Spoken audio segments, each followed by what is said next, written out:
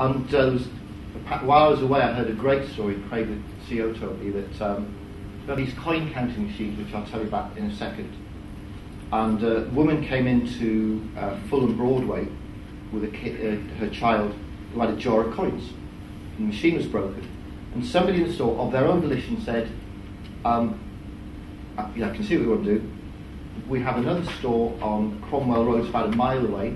How about I pay for you to go in a taxi to take your coins? I thought that was just fantastic. People are starting to understand what a pound means. Now, one day somebody will book a Rolls Royce or a helicopter to do that, which will be a step too far. But at the moment, it's not the question of pulling them back; it's a question of pushing them forward a bit. So we reward them for giving great service, which we measure constantly. Every store is mystery shopped every other day. We have customers who volunteered to mystery shop us. So customers who we don't pay give us feedback on how their experience has been in the store, online, by telephone, or whatever. We measure complaints, and we do get complaints, and we measure customer advocacy, and we're just introducing Net Promoter Score. Any of you guys use Net Promoter Score? Yeah. Anybody not know what it is? Yeah, you all know NPSs, and which I think is a way of doing business. It's not just a way of keeping score. And we're in the process of engaging with that at the moment. And this is a real customer feedback form. It's a nice one. Funny that I didn't put a really bad one out. But the whole point of this is all of the stuff in red was written by the customer. So he wrote, Keith exceeds expectations. He wrote, excellent. I'm a fan and surrounded in red. Stars by the name of Keith, the guy, of my colleague who served him. How can we improve our service to you? You can't. Yeah, I'd like to think that this guy's a fan. I would say not everybody's a fan. We've got 40,000 customers in 15 months. But it's great to know that you can actually have people become your fan in your business, particularly in banking where nobody loves anybody. And the final of the three bits which I think all come together to create this sense of service excellence is the delivery bit. So differentiated model, a culture that aligns to the model, and then delivering it every single day. So I said that we open at 8 o'clock in the morning, which is what we publish as our published hours.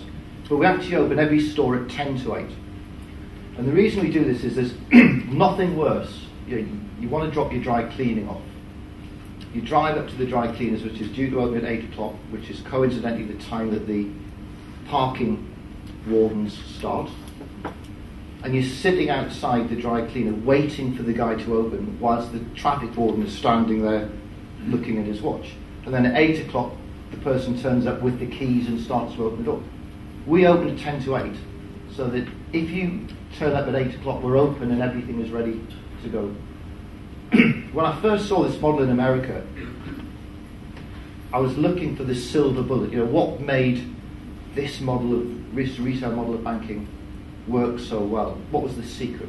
Of course, there's no single secret. It's just doing 100 things that little bit better every day. We help them to understand what drives the customer experience. What do the customers value the most? Because most organizations measure everything, but customers don't measure everything.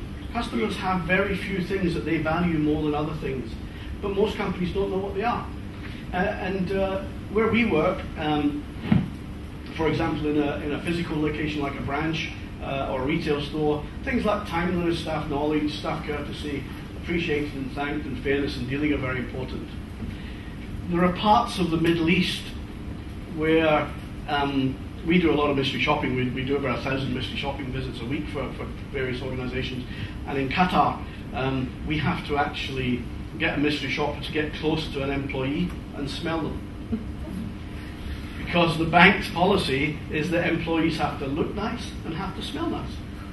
Because, in the Arab world, it gets up to 45, 50 degrees for several months during the summer, and it gets a bit hot and so on. So Qatar's largest bank gets us to get our shoppers to go next to it. Yes, it's a nice smell. Because in the Arab culture, it's very important.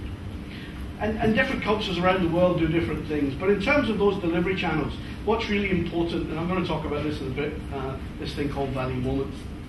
From a call centre perspective, it's about timeliness, staff knowledge, staff courtesy, speaking to a person and being called back are the key drivers of satisfaction.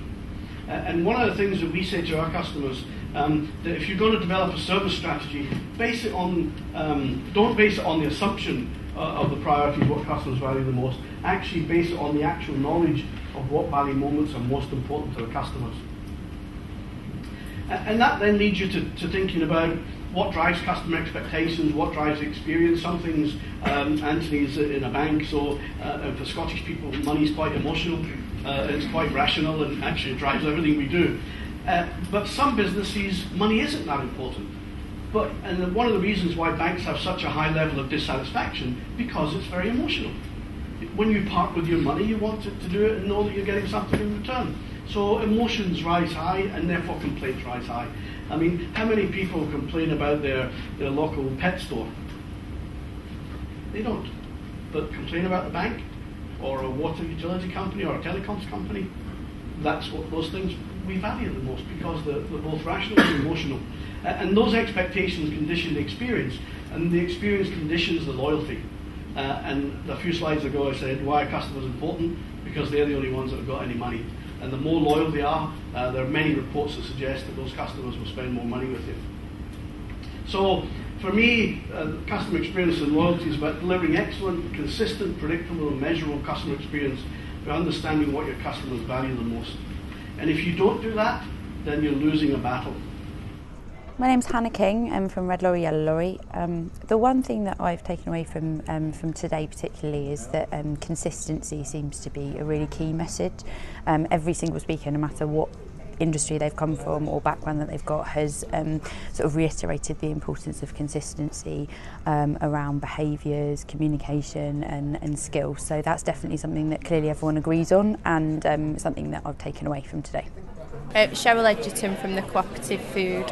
I guess the main thing for me this morning has been the key messages around consistency and that people engagement piece, that it is 100% about people and that influencing from the top and showing that return on investment, and that it isn't always necessarily about putting a training programme in place, but it's about that behavioural framework.